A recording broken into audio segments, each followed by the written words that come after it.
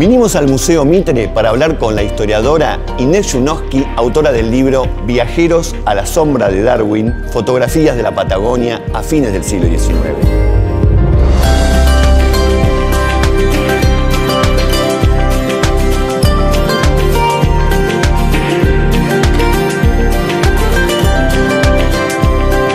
Soy Sergio Wisniewski, historiador.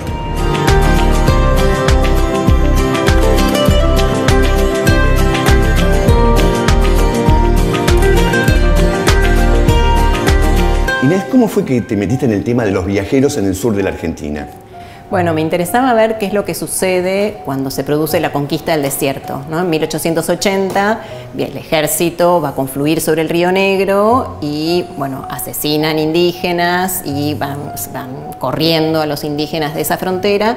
Y a mí me interesaba poder observar los discursos culturales, los lenguajes, qué es lo que se decía, cómo se va incorporando la Patagonia al relato de la nación argentina, ¿no? Del Estado Nacional del país. Entonces ahí me sumergí sobre la fotografía. Yo vi fotografías por primera vez en el Archivo General de la Nación y bueno, después seguí investigando con las fotos de viajeros que hubieran publicado sus relatos con fotografías. Y ahí, bueno, me fui sumergiendo en poder entender qué nos decían las fotografías sobre estos discursos de la nación, de las exploraciones y en particular de la Patagonia durante alrededor de 10, 20 años, que es como que se termina de definir esa frontera nacional de la Argentina. Claro, ahí lo interesante, porque estamos hablando de fines del siglo XIX, no sé qué punto de desarrollo tenía la fotografía en ese momento, y es muy interesante en tu investigación que das cuenta de lo dificultoso que era llevar las cámaras de fotos. Totalmente. Ya, o sea, en 1880, que es el primer relato de viajes que analizo, que es el de Estanislao Ceballos, que escribe Viaje al país de los araucanos, y lleva un fotógrafo. Todo el equipo es bastante voluminoso y lo llevan en mula. Después ya los siguientes relatos, o sea, los siguientes que yo trabajo son sobre el Perito Moreno, mira, la década de 1890, y el último que analizo es 1904 de Clemente Onelli, y ahí sí, ahí ya las cámaras son más reducidas, en general los propios viajeros son los que realizan las fotografías. Y todo ese universo de viajeros que andaba recorriendo la Patagonia, ¿cómo se vincula con la ciencia?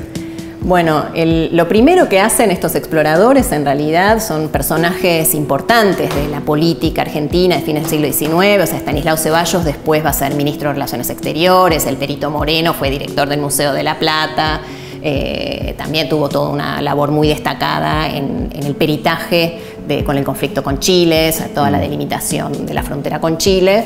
O sea, que eran personajes importantes y medio que lo primero que hacen es fundar instituciones científicas. En 1872 se funda la Sociedad Científica Argentina, en 1879 Ceballos es uno de los fundadores del Instituto Geográfico Argentino, Moreno va a fundar y construir y ser el primer director del Museo de Ciencias Naturales de La Plata. Entonces fundan estas instituciones que, entre otras cosas, van a apoyar las exploraciones, van a lograr complementar algunos recursos propios para emprender las exploraciones, pero además es pensar en como el futuro de la ciencia argentina, ¿no? O sea, lo que están fundando, organizando, pensando es una exploración a territorios que se tienen que incorporar para la sociedad criolla, para la sociedad blanca, supuestamente, porque obviamente los indígenas conocían el territorio y claro, lo que hacen son, digamos, que los blancos se incorporan para su propia sociedad urbana, masculina, europeísta, ese territorio a la Argentina. Y en lo que tiene que ver específicamente con los pueblos originarios, ¿cuál es el efecto que tuvo sobre la sociedad ver esas fotos?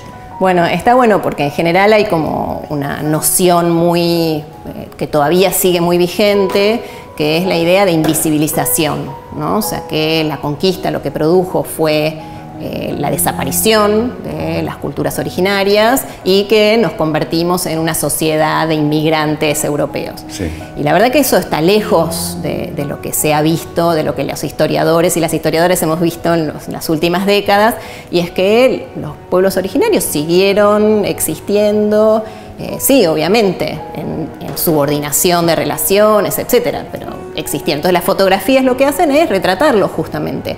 Van mostrando paradójicamente cómo se los trata como subordinados. Hay algo que me parece muy interesante, que es que esta idea espacial es como de los confines, ¿no? O sea, Tierra del Fuego, por ejemplo, se piensa que es los confines de la Tierra, está en el fondo del espacio, digamos, del mundo. Y eso se relaciona con una idea de temporalidad, que también es como que estos indígenas como que vivieran en un pasado, ¿no? Como que no hay una relación de contigüidad entre el explorador, el viajero que va y ve a ese indígena, y el propio indígena. Dice, no, estos son resabios del pasado.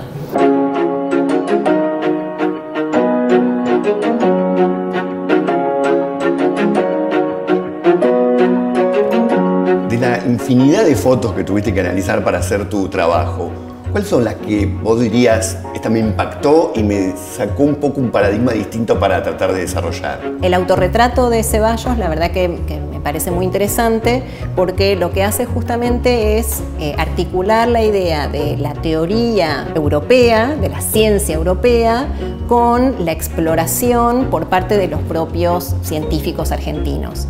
Entonces, en esa imagen, él se muestra, bueno, rodeado de un gran árbol, que sería ese gran árbol de la pampa argentina, digamos, que le da sombra a los viajeros, y está vestido de tipo inglés, como un explorador británico, con las botas, con el fusil, con el sombrero como de explorador, y al mismo tiempo tiene un poncho mapuche, bastante particular, que tiene unos círculos, que no era el típico de rombos. Y después hay otras fotos que me gustan mucho también, que son de mujeres, o sea, yo no encontré relatos de viaje que hubieran sacado fotos de viajeras mujeres, pero sí Lehmann-Nietzsche realiza todo un relevamiento de mujeres indígenas, Yagan y Alacaluf en Tierra del Fuego, y esas fotos son increíbles. Es una pequeña serie. Él va mostrando primero cómo ella está en su contexto natural, cómo se ve la naturaleza del bosque magallánico, después la desnuda, le pide que se desnuda, se ve la imagen con el atril detrás, pone una especie de toalla o de alfombrita, entonces se ve el atril,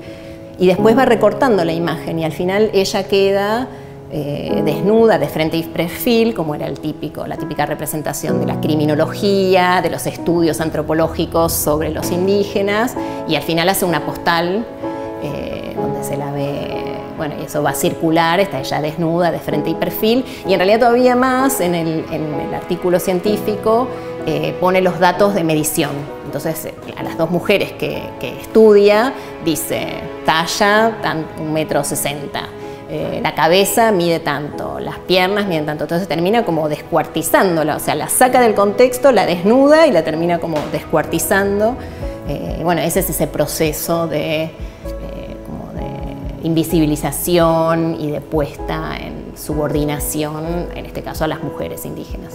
Claro, ahí lo interesantísimo es que por un lado los europeos de ese momento están mirando a los pueblos originarios como un objeto de estudio, y a una historiadora como vos le sirve para estudiar cómo eran los europeos en ese momento. Están hablando más de ellos mismos que de los pueblos originarios. Exacto. Cómo estos científicos entienden la ciencia y entienden a las sociedades que están en este territorio, ¿no? Muchas gracias, Inés. Nos mostraste en profundidad la foto, aunque también nos explicaste que hay que ver toda la película.